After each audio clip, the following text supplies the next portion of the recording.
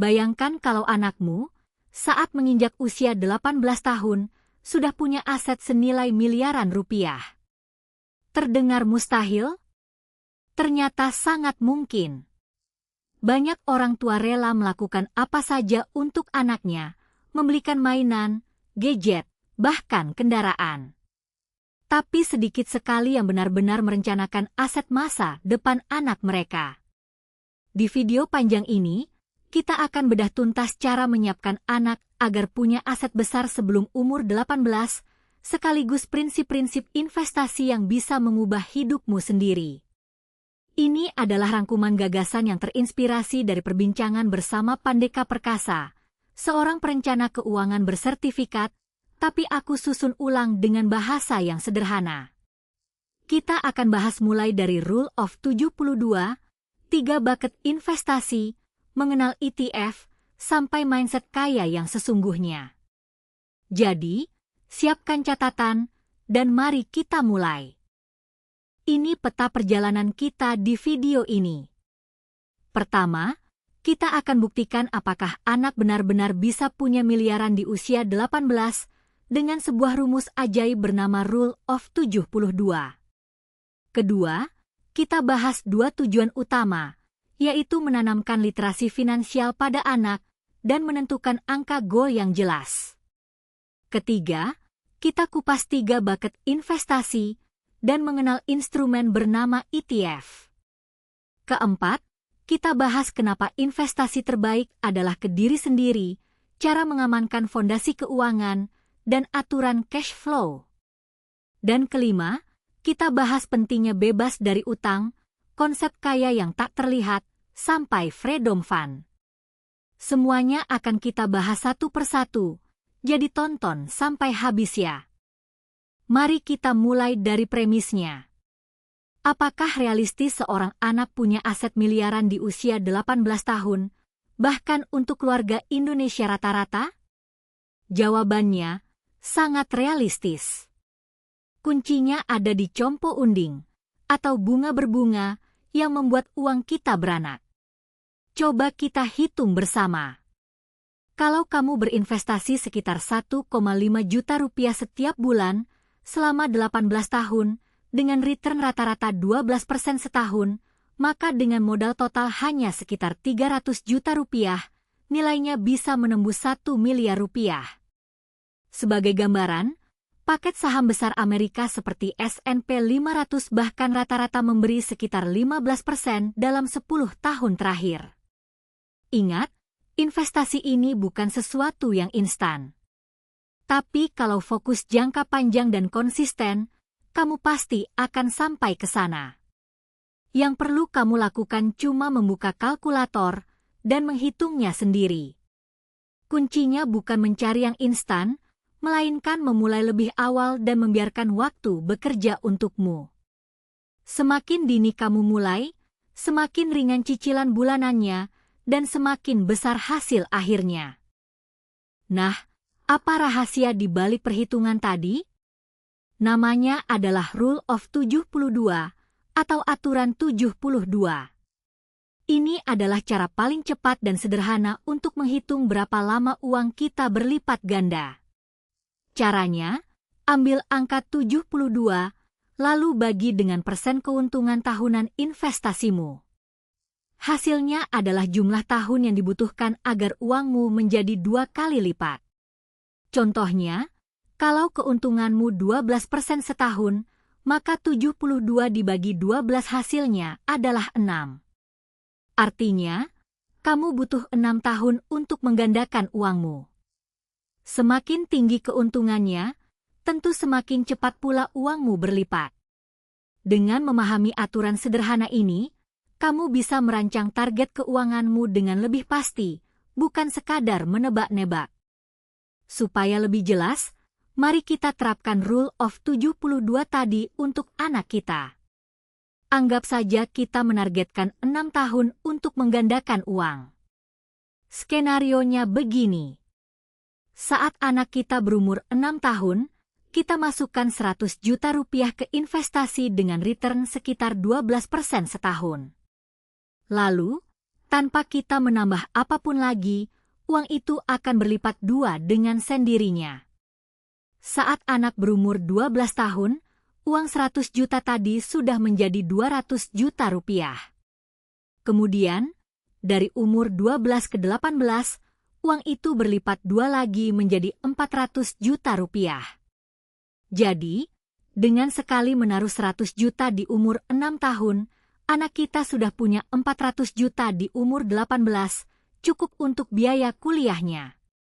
Itulah keajaiban Compo Unding dan Rule of 72. Sekarang, apa sebenarnya tujuan yang tepat untuk investasi anak kita? Menurut para perencana keuangan, ada dua tujuan utama. Tujuan yang pertama adalah menanamkan literasi finansial sejak dini kepada anak. Ini penting, dan menariknya, bukan hanya anaknya yang harus melek keuangan. Kamu dan pasanganmu juga harus duduk bersama dan mempraktikannya lebih dulu. Tujuan yang kedua adalah mengidentifikasi angka goal yang jelas. Kita harus tahu, kira-kira nanti saat besar, anak kita butuh berapa untuk kuliah. Kalau ingin kuliah di luar negeri, angkanya bisa mencapai ratusan juta rupiah. Kalau di dalam negeri, tentu lebih terjangkau. Berapapun angkanya, setiap keluarga berbeda-beda. Yang penting, kamu tentukan dulu kedua hal ini, yaitu kebiasaan literasi finansial dan target angka yang jelas. Mari kita bahas tujuan pertama tadi, yaitu mengajari anak literasi finansial lewat sebuah contoh sederhana dari uang jajan. Prinsipnya begini. Setiap kali anak menerima uang jajan, ajari ia untuk menuliskan alokasinya di kertas pakai pensil sebelum uang itu benar-benar dipakai. Misalnya, berapa yang mau ia sisihkan untuk berbagi atau berzakat, berapa yang mau ia tabung dan investasikan, dan berapa yang boleh ia pakai untuk jajan. Dan saat mengajari investasi, arahkan ke hal-hal yang ia pakai sehari-hari, misalnya perusahaan di balik YouTube atau Netflix, agar ia merasa terhubung. Nah, kebiasaan-kebiasaan kecil seperti inilah yang akan membentuk pola pikir finansial yang sehat pada anak dan akan terbawa seumur hidupnya. Jadi jangan remehkan kekuatan mengajari budgeting sejak dini. Sekarang, mari kita bahas prinsip yang sangat fundamental. Tentukan sasaran dulu, baru kemudian melangkah. Ada ungkapan bijak yang berbunyi, kamu tidak akan bisa mengenai sasaran yang tidak bisa kamu lihat. Bayangkan kamu punya busur dan anak panah yang bagus, tapi kamu tidak tahu di mana letak targetnya. Sehebat apapun panahmu, ia tidak akan pernah sampai ke sasaran. Sama halnya dengan keuangan. Set dulu goalnya dengan jelas, baru kemudian jalannya kita jalankan. Sayangnya, kebanyakan orang justru melakukannya secara terbalik. Mereka investasi dulu tanpa tahu tujuannya. Misalnya, tetapkan dulu bahwa anak kita butuh 400 juta untuk kuliah. Dengan target yang sejelas itu, setiap langkah dan setiap keputusan investasi kita menjadi jauh lebih terarah dan bermakna. Kalau kita tidak menetapkan tujuan, kita akan terjebak pada kesalahan yang paling sering terjadi, yaitu investasi tanpa arah. Ini polanya. Banyak orang mencoba reksadana, lalu mencoba emas, lalu ikut-ikutan Bitcoin. Semuanya dicoba sedikit-sedikit sampai akhirnya menjadi sekadar koleksi. Tapi masalahnya, mereka sama sekali tidak tahu mau kemana tujuan akhirnya. Akibatnya, investasi mereka tidak pernah benar-benar mengarah ke sesuatu. Solusinya, sekali lagi, mulailah dari tujuan. Duduklah bersama pasangan dan diskusikan, kita mau kemana, dan kita butuh uang berapa banyak untuk sekolah anak. Goalnya harus jelas dulu, selalu. Karena dari kejelasan tujuan itulah, kita bisa memilih instrumen investasi yang paling tepat untuk mencapainya, bukan sekadar mengoleksi produk secara acak. Dalam menyiapkan aset anak, ada dua sisi yang harus kita jaga keseimbangannya. Yang pertama adalah sisi orang tua. Sebagai orang tua, tugas kita adalah menyiapkan aset anak secara intensional dan benar-benar terencana. Jadi, jangan hanya berfokus memenuhi kebutuhan jangka pendek yang terlihat, seperti gadget, mainan, atau sekolah elit semata. Pikirkan juga masa depannya. Tapi ada sisi yang kedua, yaitu sisi anak. Kita tetap harus mendorong anak untuk menjadi pribadi yang mandiri. Kita tidak ingin membebani, dan kita juga tidak ingin anak nanti saat dewasa malah menyalahkan orang tua. Jadi, saat anak sudah dewasa, ia juga harus mengejar tujuannya sendiri dengan gigih. Karena pada akhirnya, kesuksesan itu juga ada di tangannya sendiri. Keseimbangan dua sisi inilah yang sehat. Sekarang kita masuk ke strategi investasinya. Agar risikonya seimbang, setiap individu sebaiknya punya 3 bucket atau 3 keranjang investasi yang berbeda. Bucket yang pertama adalah defensif. Ini adalah paket investasi dengan risiko yang nyaris nol, tapi imbal hasilnya tetap di atas inflasi. Contohnya seperti deposito, obligasi, atau dana pasar uang. Bucket yang kedua adalah core atau inti. Ini adalah investasi yang sudah terbukti selama ratusan bahkan ribuan tahun, contohnya emas, dan memiliki seluruh pasar lewat instrumen bernama ETF. Dan bucket yang ketiga adalah high risk atau risiko tinggi, seperti Bitcoin atau saham individu tertentu. Bucket ketiga ini boleh saja ada, tapi ingat, porsinya harus paling kecil. Mari kita bahas ketiganya satu persatu. Kita mulai dari bucket yang pertama, yaitu defensif. Tujuannya adalah punya satu paket investasi yang risikonya nyaris nol, tapi imbal hasilnya tetap mampu mengalahkan inflasi. Jadi uang kita aman, tapi tidak tergerus nilainya. Contohnya bisa berupa deposito, obligasi, atau dana pasar uang. Kita bisa belajar dari negara Singapura soal ini. Di sana ada dana wajib, di mana sebagian dari gaji warganya otomatis dipotong dan langsung masuk ke paket investasi yang sudah disiapkan pemerintah. Uang itu tidak bisa diambil sampai usia 55 tahun dan dialokasikan untuk membeli rumah, biaya kesehatan, dan dana pensiun. Ini adalah contoh investasi yang dipaksakan. Filosofinya, kalau tidak dipaksa menabung, uang gaji cenderung akan habis terpakai semua. Jadi, memaksa diri menyisihkan itu penting. Itulah inti dari konsep investasi yang sebenarnya. Kamu harus memaksa dirimu sendiri menentukan nominal tertentu yang akan kamu masukkan ke paket investasi yang cocok, secara rutin dan tanpa kompromi. Karena kalau tidak dipaksa, godaan untuk membelanjakan semuanya akan selalu menang. Sistem yang otomatis dan wajib seperti inilah yang membuat hampir semua warga di negara itu bisa memiliki rumah dan pensiun yang aman. Sekarang bucket yang kedua, yaitu core atau inti. Aset inti yang pertama adalah emas. Kenapa emas begitu istimewa? Karena emas adalah aset yang sudah bertahan selama ribuan tahun. Ia sudah melewati begitu banyak krisis ekonomi dan bahkan berbagai perang, namun nilainya tetap bertahan. Nah, fakta bahwa ia bertahan begitu lama itulah yang menjadi tanda bahwa emas adalah investasi yang benar-benar teruji. Dan jangan salah, emas itu bukan sekadar mempertahankan nilai. Dalam setahun terakhir saja, pertumbuhan harga emas sangat signifikan, yang berarti ia benar-benar sebuah investasi, bukan sekadar penyimpan nilai. Karena sudah teruji lintas zaman inilah, emas sangat layak dijadikan salah satu fondasi utama dalam portofolio investasimu, dipadukan dengan aset inti yang kedua yang akan kita bahas berikutnya. Aset inti yang kedua adalah memiliki seluruh pasar. Prinsipnya begini, jangan hanya memilih satu negara saja. Jangan hanya pilih Indonesia, jangan hanya pilih Amerika, dan jangan hanya pilih Cina. Sebaliknya, milikilah setiap bagian kecil dari seluruh pasar dunia sekaligus.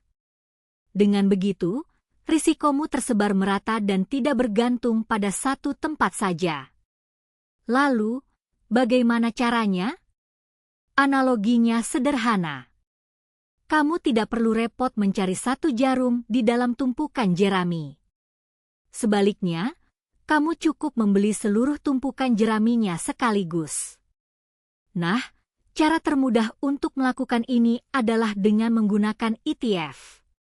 Dengan ETF, kamu bisa memiliki potongan kecil dari saham Toyota, Samsung, Honda, sampai Google dan Netflix, semuanya sekaligus, bahkan hanya dengan modal yang sangat kecil. Inilah kekuatan diversifikasi yang sesungguhnya. Sebelum kita bahas ETF lebih dalam, mari kita tuntaskan dulu bucket yang ketiga, yaitu high risk atau aset berisiko tinggi. Bucket ini isinya adalah aset-aset yang fluktuasinya besar, contohnya seperti Bitcoin atau saham-saham individu tertentu yang kamu yakini. Berinvestasi di sini boleh-boleh saja, tidak dilarang. Tapi ada satu aturan pentingnya, yaitu porsinya harus paling kecil di antara ketiga bucket. Bagian terbesar dari portofoliomu idealnya tetap berada di bucket defensif dan bucket core yang lebih stabil. Memang, persentase pembagiannya akan berbeda-beda untuk setiap orang, tergantung profil risiko masing-masing. Tapi kunci utamanya tetap sama, yaitu jangan pernah menaruh sebagian besar uangmu di aset yang paling berisiko, karena itu bisa sangat berbahaya bagi keuangan keluargamu. Sekarang, mari kita bahas lebih dalam soal ETF, karena instrumen ini sangat penting. ETF adalah kependekan dari Exchange Traded Fund. Sederhananya, ETF itu adalah sekeranjang saham. Jadi, ia merupakan kumpulan dari banyak sekali saham yang dibungkus dalam satu paket. Ketika kamu membeli satu ETF, kamu secara otomatis langsung memiliki potongan-potongan kecil dari ratusan perusahaan sekaligus. Mari kita lihat contohnya. Ada ETF yang mengikuti indeks S&P 500 yang berisi 500 perusahaan terbesar di Amerika. Ada juga yang mengikuti Nasdaq 100 yang berisi 100 raksasa teknologi seperti Netflix dan Google. Dan menariknya, untuk mulai memiliki semua itu, modalnya sangat terjangkau, bahkan bisa dimulai dari sekitar Rp20.000 saja. Jadi, dengan modal kecil, kamu bisa jadi pemilik banyak perusahaan besar dunia. Sebagai gambaran, ETF untuk indeks Nasdaq 100 itu punya kode, atau ticker, bernama KIKIKI. Sedangkan ETF untuk S&P 500 punya kode SPY. Kode-kode inilah yang bisa kamu cari di aplikasi atau di Google untuk melihat isinya. Bayangkan, dari uang Rp100.000 yang kamu investasikan, sebagian kecilnya otomatis menjadi kepemilikanmu di Apple, sebagian lagi di Netflix, dan seterusnya. Semakin banyak orang memakai produk mereka, semakin bertumbuh pula nilai investasimu. Tapi mungkin kamu bertanya, bukankah ETF itu mirip dengan reksadana? Ternyata keduanya sangat berbeda. Ada 4 perbedaan utama, dan kita bahas 2 dulu. Perbedaan yang pertama adalah dana kelolaan atau total aset yang dikelola.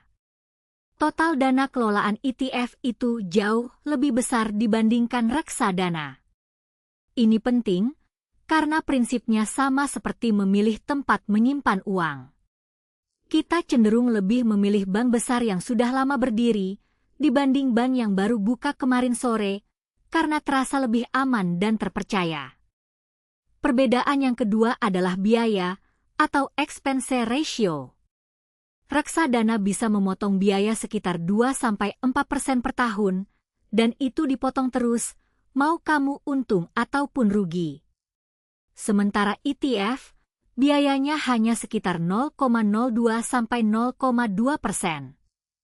Perbedaannya sangat jauh. Mungkin kamu berpikir, 2% dan 0,2% kan beda-beda tipis saja. Jangan salah. Selisih biaya yang terlihat sangat kecil ini ternyata sangat menentukan dalam jangka panjang. Inilah justru alasan utama kenapa banyak ahli dan investor legendaris menyarankan agar mayoritas orang berinvestasi di indeks fund atau ETF yang biayanya rendah. Coba bayangkan hitungannya. Dalam jangka waktu 30 tahun, biaya sebesar 2% per tahun itu bisa menggerus hampir seperempat dari total kekayaanmu. Uang sebanyak itu berpindah ke pihak yang mengelola investasimu, dan bukan masuk ke kantongmu sendiri. Sungguh sebuah kerugian yang besar dan sering tidak disadari. Karena itulah, mulai sekarang, selalu periksa dan bandingkan expense ratio sebelum kamu memutuskan berinvestasi di sebuah produk. Mari kita lanjutkan dua perbedaan berikutnya antara ETF dan reksadana. Perbedaan yang ketiga adalah soal untung dan kerugiannya. ETF yang mengikuti pasar besar bisa memberikan imbal hasil sekitar belasan persen setahun, dan yang lebih penting, penurunannya cenderung lebih kecil dan terkendali. Bandingkan dengan sebagian reksadana yang penurunannya, atau drawdown-nya, bisa mencapai 35–50% dalam satu waktu tertentu. Bayangkan, uangmu bisa tiba-tiba turun separuhnya. Lalu perbedaan yang keempat adalah soal cara membelinya. Ketika kamu membeli ETF, kamu membelinya langsung ke bursa saham dan hanya mengikuti sebuah indeks. Tidak ada perantara berupa manajer investasi di tengah-tengah yang mengurus uangmu. Kamu langsung terhubung ke pasar, sehingga lebih transparan dan biayanya lebih efisien. Setelah membahas instrumen, sekarang kita bicara soal prioritas, khususnya bagi kamu yang penghasilannya masih pas-pasan. Ada sebuah prinsip penting. Investasi yang terbaik itu sebenarnya adalah investasi ke diri sendiri dan bukan investasi ke saham. Dan ingat baik-baik, ini bukan soal berapa banyak uang yang kamu hasilkan, tapi berapa banyak yang bisa kamu sisihkan. Nah, kalau gajimu masih setingkat UMR dan kamu hanya bisa menyisihkan sedikit, saranku begini. Pakailah 80–90% dari dana itu untuk mengupgrade dirimu sendiri, misalnya untuk kursus atau belajar skill baru. Lalu, sisihkan sekitar 10–20%-nya saja ke ETF, sekadar untuk melatih dan membentuk kebiasaan berinvestasi. Karena peningkatan skill MU itulah yang nantinya akan menaikkan penghasilanmu jauh lebih cepat daripada return saham. Ini bukan sekadar teori, tapi ada kisah nyatanya. Bayangkan seseorang yang gajinya masih pas-pasan. Alih-alih menghabiskan uangnya, ia menggunakan sebagian penghasilannya untuk berinvestasi ke diri sendiri. Ia belajar bahasa Inggris, lalu mengambil kursus untuk sertifikasi bahasa. Modal yang ia keluarkan untuk kursus itu sebenarnya relatif kecil. Tapi lihat hasilnya. Setelah ia berhasil menguasai skill baru itu, gajinya melonjak berkali-kali lipat, dari belasan juta menjadi puluhan juta rupiah. Inilah bukti nyata bahwa return, atau tingkat pengembalian, dari investasi ke diri sendiri itu jauh melampaui return dari investasi saham, terutama di awal-awal karir kita. Jadi, kalau penghasilanmu masih terbatas, jangan buru-buru menaruh semuanya di saham. Prioritaskan dulu untuk menaikkan nilai dan kemampuan dirimu sendiri. Sebelum kita berinvestasi secara agresif, ada fondasi yang wajib kita amankan terlebih dahulu. Fondasi ini ada 3 tingkatan. Yang pertama dan paling utama adalah dana darurat. Sebelum melakukan apapun, usahakan kamu punya tabungan minimal 1 kali, dan idealnya 3 kali, dari pengeluaran bulananmu. Simpan dana ini di tempat yang mudah diambil kapan saja, seperti bank digital. Yang kedua adalah proteksi. Pastikan kamu punya asuransi atau setidaknya BPJS. Ini adalah perlindungan dasar yang menyelamatkanmu dari musibah besar, seperti sakit keras, agar kamu tidak sampai menjual aset. Dan yang ketiga, barulah setelah dana darurat dan proteksi aman, kamu boleh masuk ke investasi core dan kemudian aset yang lebih berisiko. Jangan pernah membalik urutan ini, karena fondasi yang kuat adalah segalanya. Untuk mengatur semua ini, ada sebuah aturan cash flow yang sederhana, yaitu aturan 60-20-20. Mau gajimu berapapun, pola ini bisa kamu terapkan. Bagian yang pertama, 60% dari gaji untuk living, yaitu kebutuhan hidup seperti biaya listrik, air, dan sekolah anak. Kalau pengeluaranmu di pos ini lebih dari 60%, itu tandanya kamu terlalu boros. Bagian yang kedua, 20% untuk investasi, dan ini harus kamu masukkan di hari pertama kamu gajian untuk mengisi dana darurat, membeli emas, deposito, dan juga untuk zakat. Dan bagian yang ketiga, ini sering dilupakan orang, yaitu 20% untuk menikmati hidup. Nikmatilah hidupmu juga, karena kelak saat kita tiada, tidak ada nisan yang menuliskan berapa jumlah sahammu. Pertanyaan penting berikutnya, kapan sebaiknya kita mulai berinvestasi untuk anak? Apakah saat dia lahir, saat baru menikah, atau bahkan jauh sebelum menikah? Jawaban yang paling disarankan adalah, mulailah saat anak lahir. Itulah waktu terbaiknya. Kenapa? Karena kalau kamu sudah memikirkan sekolah anak padahal anaknya saja belum lahir, hal itu justru akan terasa seperti beban yang berat. Jadi, begitu anak lahir ke dunia, saat itulah kita langsung siapkan masa depannya, tidak hanya pendidikannya, tapi juga asetnya. Tapi ingat, ini semua soal personal finance atau keuangan pribadi. Artinya, setiap keluarga punya prioritas yang berbeda-beda.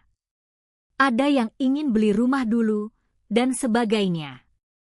Yang terpenting, putuskanlah bersama pasanganmu dengan duduk bareng secara sadar dan terencana. Dan jangan berhenti sampai di situ. Biasakan untuk duduk bersama pasangan secara rutin, misalnya setiap 4 atau 6 bulan sekali, untuk meninjau kembali kondisi keuangan keluarga. Lihat sudah berapa aset kalian, apakah investasinya masih sesuai rencana, dan apa yang perlu disesuaikan. Kalau kamu tidak terbiasa melakukannya saat jumlahnya masih kecil, kamu juga tidak akan melakukannya saat jumlahnya sudah besar nanti. Sekarang, apa sih kesalahan terbesar yang sering dilakukan orang tua terkait keuangan? Salah satu yang terbesar adalah berhenti belajar setelah lulus kuliah, atau setelah S1. Banyak orang merasa, sudah cukup, sudah dapat gaji tetap, ya sudah nikmati saja. Padahal, menurutku, belajar itu tidak boleh berhenti, apalagi soal keuangan dan pengelolaan uangmu sendiri. Akibat berhenti belajar, banyak fenomena yang terjadi. Misalnya, ada orang yang gajinya ratusan juta, mobilnya mewah, sering jalan-jalan ke luar negeri, tapi ternyata tabungan dan investasinya nol besar. Dari luar terlihat sukses, padahal rapuh. Ingatlah selalu, kekayaan yang sejati itu justru adalah sesuatu yang tidak bisa dilihat oleh orang lain. Dan dengan terus belajar, kamu juga sekaligus menjadi teladan yang baik bagi anak-anakmu. Konsep kaya yang tak terlihat ini dijelaskan dengan indah dalam sebuah buku terkenal berjudul The Millionaire Next Door, atau Sang Miliarder di Sebelah Rumah. Buku itu mengungkap sebuah fakta yang mengejutkan. Ternyata, banyak sekali orang yang berharta miliaran justru menjalani hidup yang sangat sederhana. Mereka banyak yang memakai mobil bekas dan menjalani pekerjaan yang biasa-biasa saja, yang sama sekali tidak glamor atau terlihat mentereng. Ini mengajarkan kita bahwa kesuksesan yang sejati itu letaknya ada di dalam. Ia ada di dalam rekening kita yang tidak terlihat oleh orang lain. Jadi, kekayaan itu tidak harus mencolok dan tidak harus dipamerkan. Justru mereka yang benar-benar kaya seringkali adalah orang-orang yang tampak paling bersahaja di sekitar kita. Ini pelajaran yang sangat dalam soal kerendahan hati. Mungkin ada di antara kamu yang merasa, aku sudah terlambat. Tenang, belum terlambat untuk mulai. Bahkan kalau kamu baru mulai berinvestasi di usia 40 tahun sekalipun, itu masih sangat bisa. Mari kita hitung dengan rule of 72 tadi. Anggap kamu mulai investasi di usia 40 dan berencana pensiun di usia 65 tahun. Kalau kamu berinvestasi hanya 3 juta rupiah saja setiap bulan, maka saat pensiun nanti, nilainya bisa menjadi sekitar 3 miliar rupiah. Dan yang menakjubkan, modal total yang kamu keluarkan itu bahkan kurang dari separuhnya, karena sisanya adalah hasil dari uang yang bergulung-gulung terus. Tapi semua keajaiban ini hanya akan terjadi kalau kamu memutuskannya sekarang. Semua berawal dari satu keputusan, yaitu berkomitmen menyisihkan sekian persen dari gajimu setiap bulan tanpa gagal. Sebelum mulai berinvestasi, ada satu hal yang harus kamu bereskan lebih dulu, yaitu bebas dari utang. Kenapa ini penting? Karena melunasi utang yang berbunga tinggi itu memberikan keuntungan yang pasti, yaitu 100% setara dengan besar bunganya. Jadi, seranglah dan lunasi dulu utang-utang yang bunganya di atas 8% sebelum kamu berinvestasi. Kenapa patokannya 8%? Karena imbal hasil pasar saham dalam jangka panjang, setelah dikurangi inflasi, kira-kira ada di angka 8%. Jadi kalau bunga utangmu lebih tinggi dari itu, lunasi dulu. Ingat, punya sedikit uang tapi tanpa utang itu jauh lebih kaya daripada berpenghasilan besar tapi terlilit utang. Dan waspadalah terhadap pinjol serta paylater untuk gaya hidup, karena itu adalah jebakan gali lubang tutup lubang yang sangat berbahaya. Ngomong-ngomong soal utang gaya hidup, apa sebenarnya akar dari semua masalah ini? Akarnya adalah, dalam istilah kasarnya, kebelet pamer. Baru gajian sedikit, sudah ingin sekali membeli gadget mahal, hanya demi terlihat keren di mata orang lain. Ini penyakitnya. Padahal, seperti yang dijelaskan dalam buku Psychology of Money, ada kenyataan yang menohok. Saat kamu melihat orang lain naik mobil mewah, sebenarnya kamu itu tidak sedang mengaguminya. Yang terjadi, kamu justru sedang membayangkan dirimu sendiri berada di dalam mobil mewah itu. Faktanya, tidak ada orang yang benar-benar peduli pada barang-barang mewahmu. Jadi ingatlah baik-baik, satu-satunya orang di dunia ini yang benar-benar perlu kamu buat terkesan adalah dirimu sendiri 10 tahun dari sekarang. Bukan teman atau tetanggamu. Akhirnya, kita sampai pada tujuan besarnya, yaitu Freedom Fund atau dana kebebasan. Ini adalah angka kebebasan finansialmu. Cara menghitungnya sederhana, memakai apa yang disebut aturan 4%. Ambil pengeluaran bulanan yang kamu inginkan, lalu kalikan 12, kemudian kalikan lagi 25.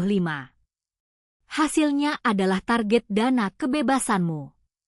Contohnya, kalau kamu ingin punya penghasilan pasif 10 juta rupiah per bulan, maka targetnya adalah sekitar 3 miliar rupiah. 2 kunci terakhir.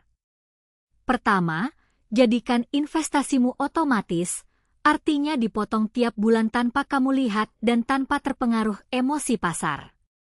Dan yang kedua, ingatlah selalu, rumah yang kamu tinggali itu adalah aset konsumsi atau bahkan liabilitas, dan bukan aset investasi.